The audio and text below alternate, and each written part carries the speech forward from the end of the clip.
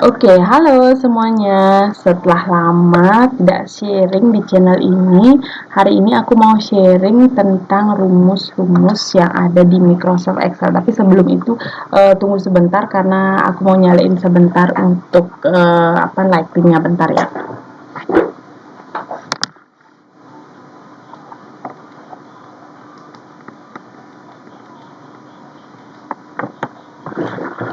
Oke, sudah. Nah, jadi hari ini mau sharing untuk rumus yang pertama. Ini adalah rumus dasar ya, yang ada di Microsoft Excel itu untuk penjumlahan, pengurangan, perkalian, pembagian, pangkat. Nah, teman-teman bisa langsung lihat di slide-nya ya. Kemudian ada juga operator perbandingan. Ini biasanya kita pakai di rumus if gitu ya, untuk membandingkan value yang kita ketahui dengan kondisi atau kriteria yang ditentukan oleh soal gitu ya.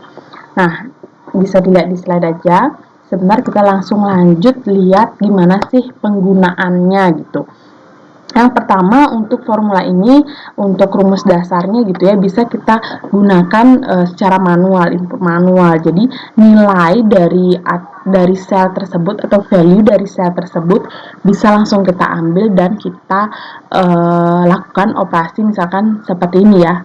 Di rumus diketahui panjang dan diketahui lebar. Nah, yang ditanyakan di sini adalah luasnya. Nah, rumus untuk menghitung luas di sini adalah perkalian. Jadi kita menggunakan tanda bintang gitu ya.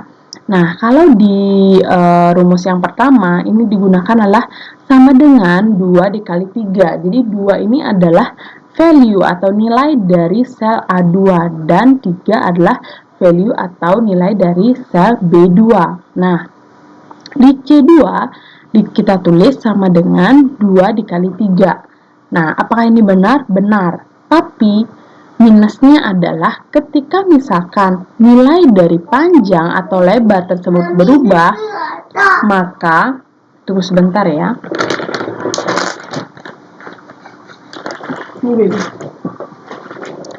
Jika nilainya berubah, maka rumus yang ada di sel C2 itu maka tetap sama, hasilnya adalah 6 gitu. Ya, jadi ini kurang efektif ketika kita menggunakan dan juga mana tahu ada human error sehingga salah tulis angka atau nilai begitu. Nah, kemudian yang kedua caranya kita bisa menggunakan sel tersebut langsung. Sel tersebut langsung. Nah, oke.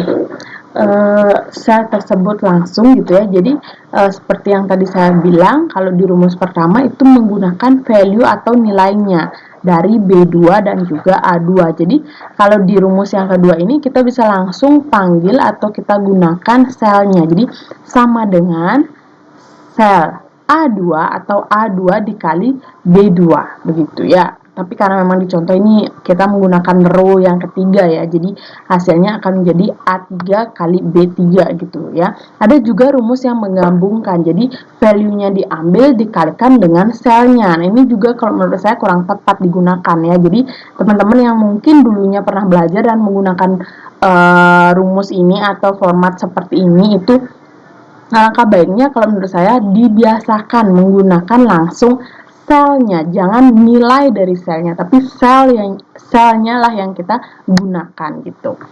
Nah, kemudian ada beberapa rumus juga yang lain, yaitu seperti left, right, mid. Nah, formatnya itu mirip, jadi untuk penggunaan rumus left dan right itu rumusnya sama, jadi kita pakai left dalam kurung teks atau sel yang kita ketahui, titik koma number karakter. Jadi jumlah karakter yang ingin kita ambil.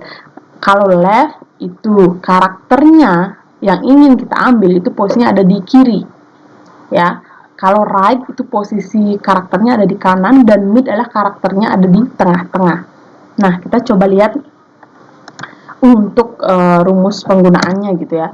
Ya, misalkan ada sebuah nilai gitu yang memiliki arti tertentu. Biasanya seperti KTP ataupun NIM gitu ya, nomor induk mahasiswa atau nomor induk sekolah, nomor induk siswa gitu. Nah, itu ada maksud-maksud tertentunya. Misalkan 1, 2 karakter di awal misalkan merupakan tahun angkatan, atau 3 karakter di belakang itu adalah nomor urut gitu misalkan. Nah, itu ada maksud-maksud tertentu ya dari kode tersebut. Sama seperti kalau KTP misalkan, oh ada tanggal lahirnya dan lain sebagainya.